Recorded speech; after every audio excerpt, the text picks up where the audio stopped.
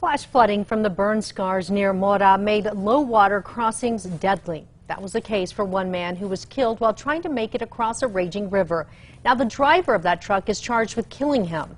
News 13's George Gonzalez is here with details on what led to the tragedy. George? Burn scars caused by the state's largest wildfire and thunderstorms causing flash flooding has everyone on alert in northern New Mexico. Over the weekend, a fourth person has died in flooding in the area, but police say this was no accident. Court records show 30-year-old John Vasquez was driving a pickup truck on Highway 434 near mile marker 7 from Mora, heading north towards Guadalupita. According to the criminal complaint, Vasquez told responding New Mexico State Police officers he and his friend Benjamin Torres, who was also in the truck, had a few beers prior.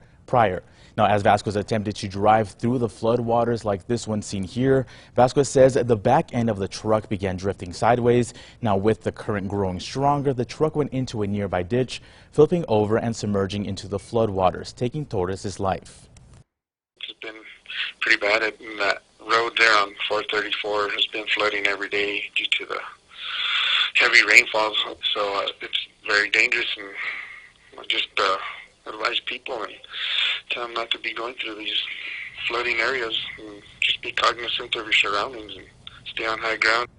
Court records show Vasquez left the scene, and police say Vasquez drove around several vehicles that had stopped and not entered the low water crossing. Now, Vasquez was arrested and is facing a DWI homicide charge and for leaving the scene of an accident. Back to you. All right, thank you, George. John Vasquez is scheduled to make his first appearance tomorrow morning at 11 in the Mora County Magistrate Court.